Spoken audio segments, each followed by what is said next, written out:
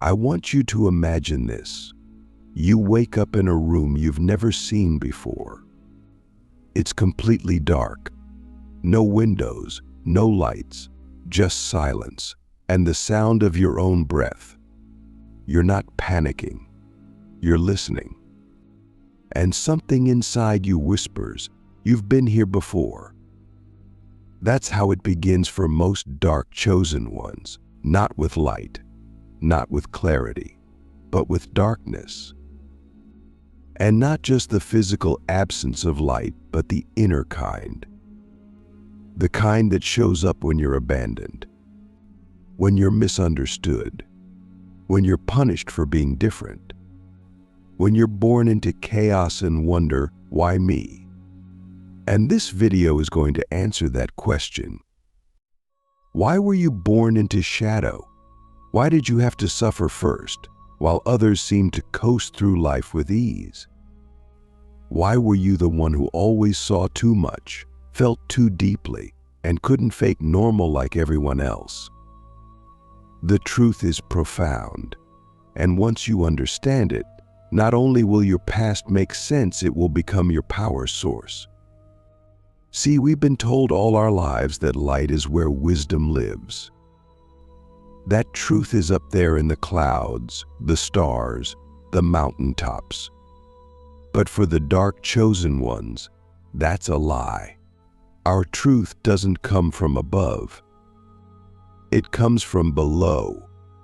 It comes from the places we weren't supposed to survive. It comes from the nights we cried without answers.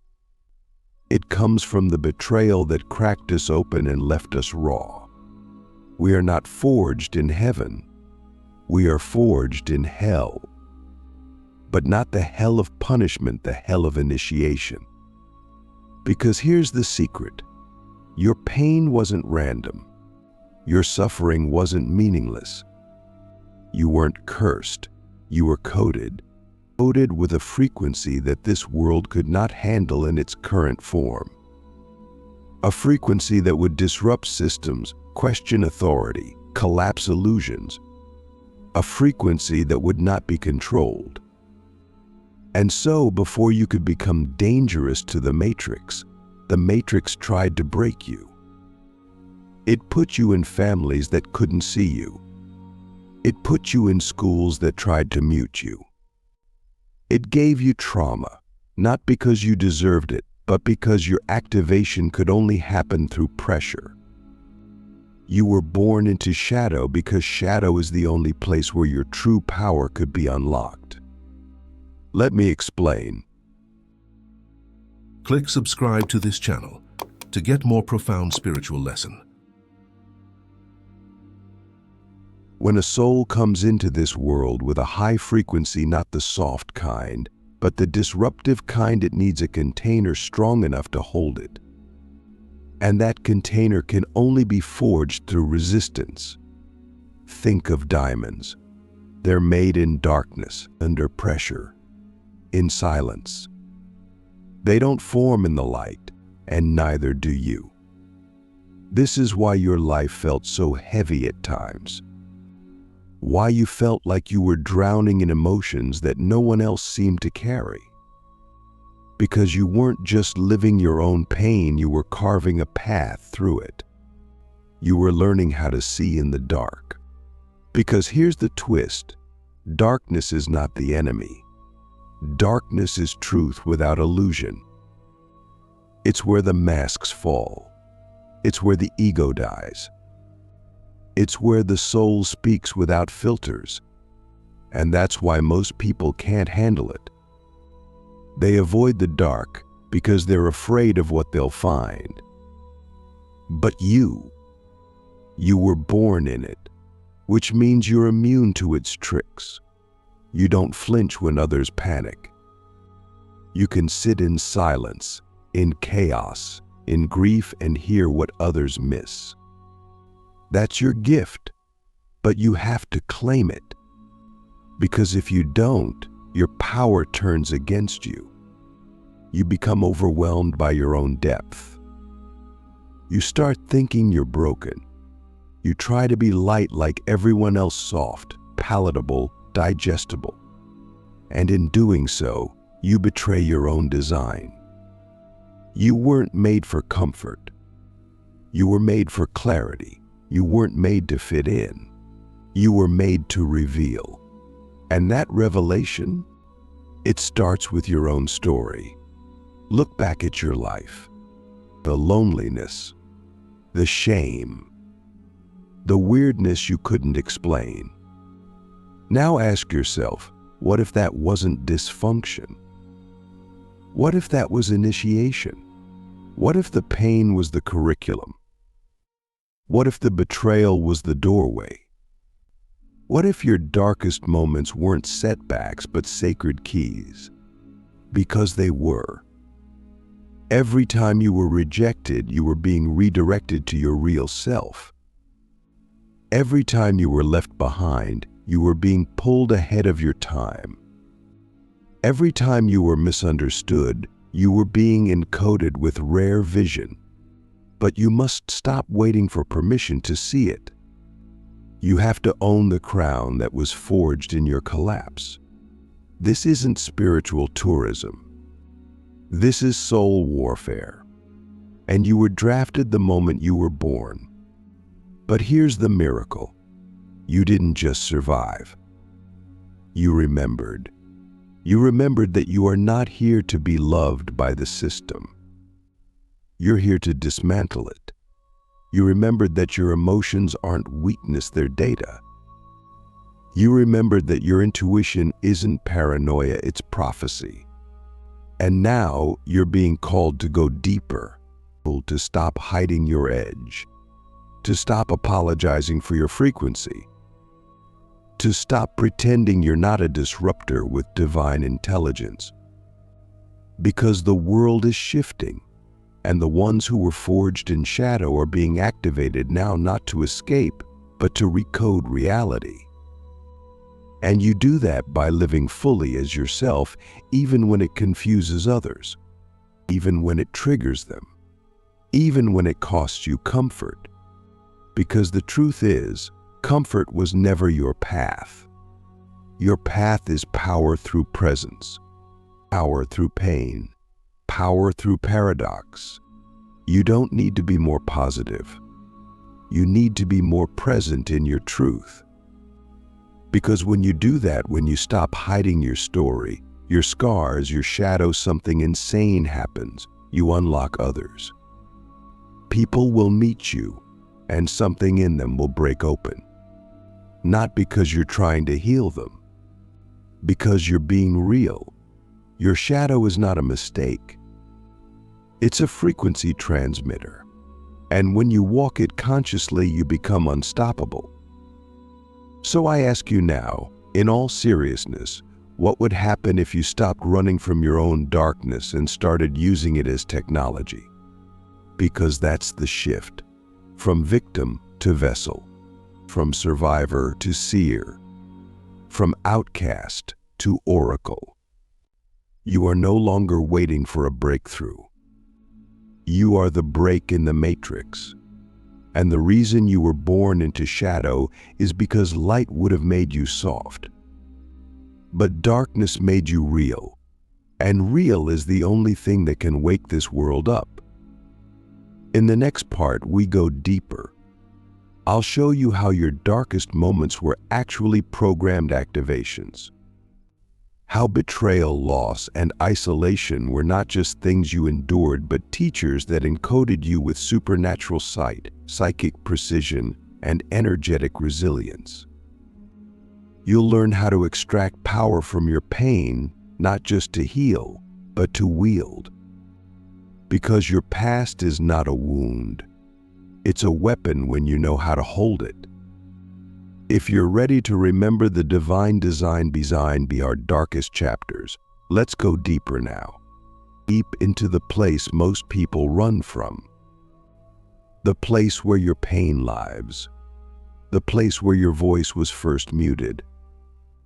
The place where you were made to feel like your emotions were too much, your knowing too strange, your vision too intense. The world told you to numb it, to silence it, to smile over it.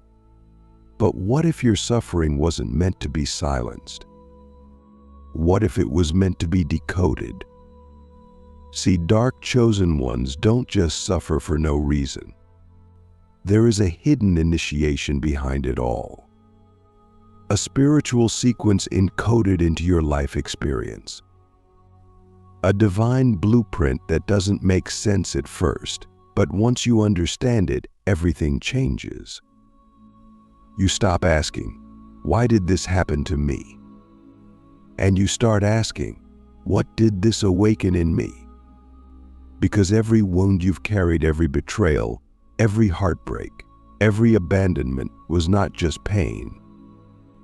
It was programming. Not programming to make you a victim, programming to make you limitless. Let's break this down. In the old world, the spiritual path was associated with isolation in caves, monasteries, mountaintops. But for dark chosen ones, the cave wasn't physical, it was emotional. You were cast into inner darkness.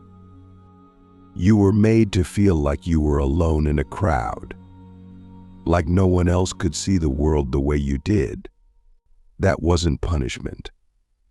That was activation. Because when the outer world rejects you, you are forced to go inward. And when you go inward without distractions, without validation, without external comfort, you start to make contact with truths that most people never touch. You learn how to hear silence. You learn how to feel beyond words. You start to see that your pain isn't just emotional, it's instructional. It's teaching you how to move through energy. It's teaching you how to read people without them saying a word. It's teaching you how to sense intention beneath action. That's supernatural training, and it's only available through the portal of suffering. Because suffering cracks the ego wide open. It dissolves the mask. It forces you to face what's real. And in that rawness, in that torn, trembling place, your true gifts come online. Let me give you a truth that most light workers won't tell you. Your greatest abilities are born in the places you were told to hide. That rage? It's the energy of divine protection when it's channeled. That grief? It's a gateway to multidimensional empathy. That silence you were forced into? It's what sharpened your psychic hearing. That loneliness? It's what taught you how to connect with the unseen, the ancestral, the energetic realm. You didn't just suffer. You were being initiated into the unseen world.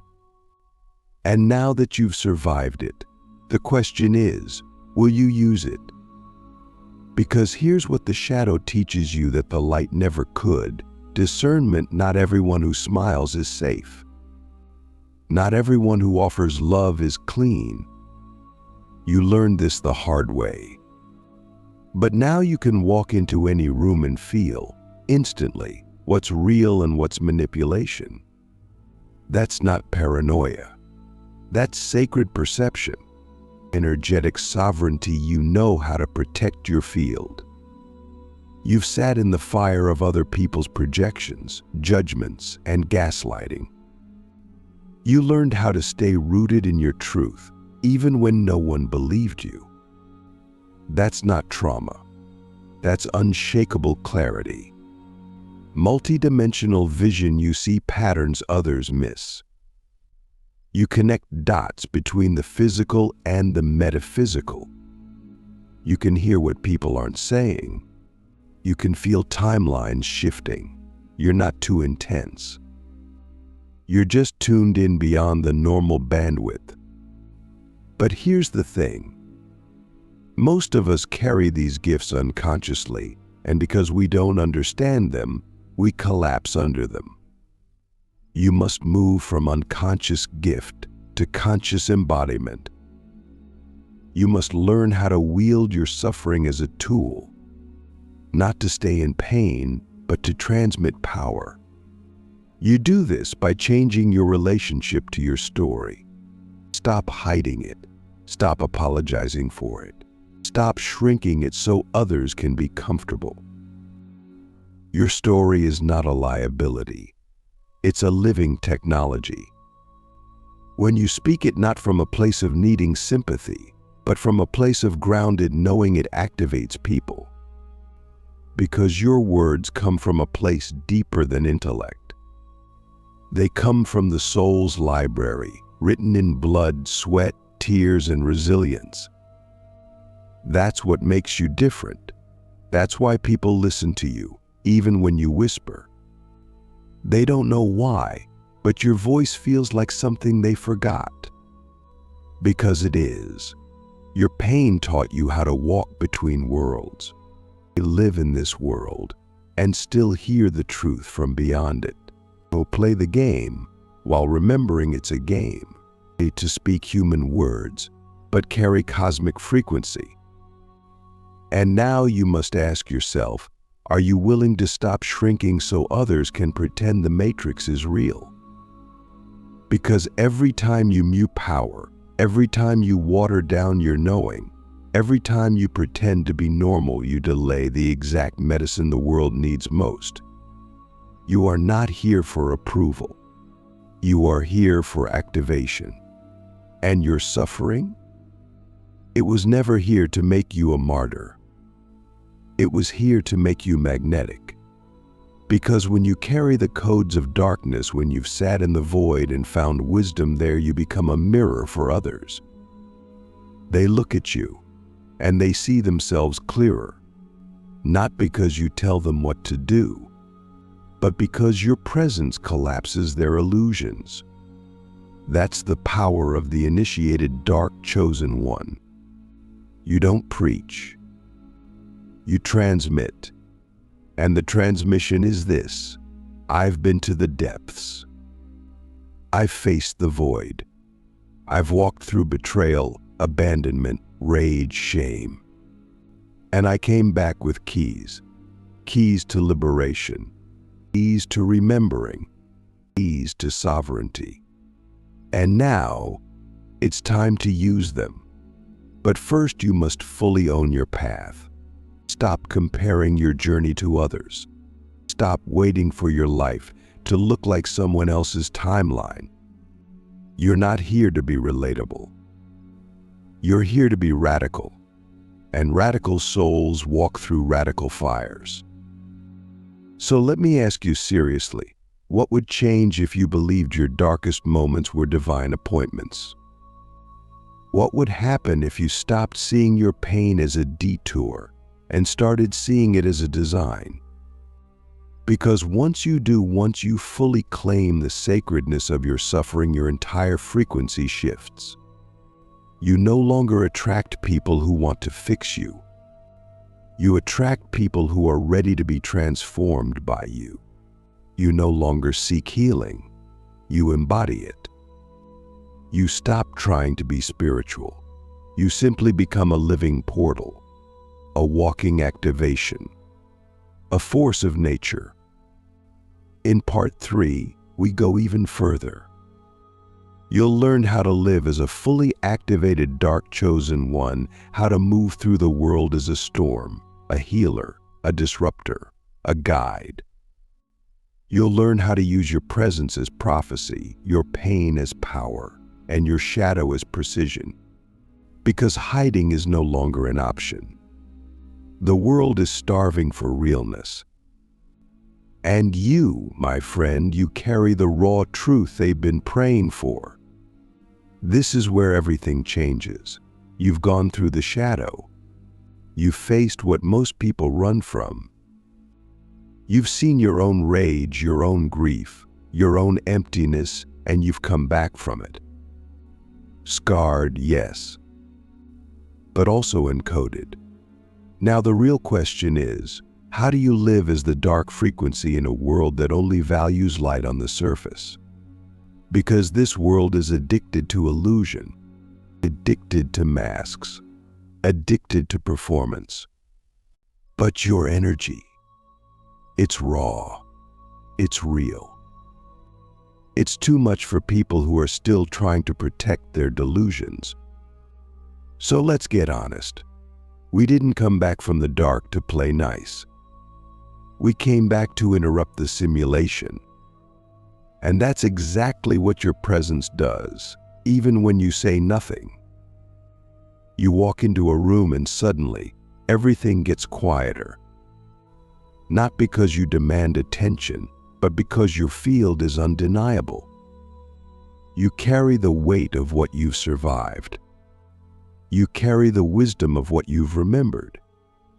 And when you stand in that frequency, the air shifts. That's not charisma. That's unfiltered energy. But here's the truth most won't say out loud. You're not here to be liked. You're here to be remembered. And there's a big difference. Being liked requires you to stay small, to soften your truth, to clean up your shadows so others can feel safe. But being remembered, that requires you to stay whole, to walk as the shadow and the light, to speak the truth that makes people uncomfortable, but also free. To live in such full alignment that your life becomes a mirror, showing others where they've been lying to themselves. Let me ask you something radical. What would your life look like if you stopped trying to be safe and started walking as the storm you really are? Because that's the invitation now, to live as a disruptive truth, not a digestible personality. And that begins with your embodiment. No more separating your spiritual power from your human life. No more hiding your ancient knowing behind small talk and social masks. No more pretending you don't see what you see, feel what you feel, know what you know. You're not intuitive. You're oracular. You're not just empathic. You're electric. You don't just pick up energy, you recalibrate it. When you walk into a room, the frequency has to adjust.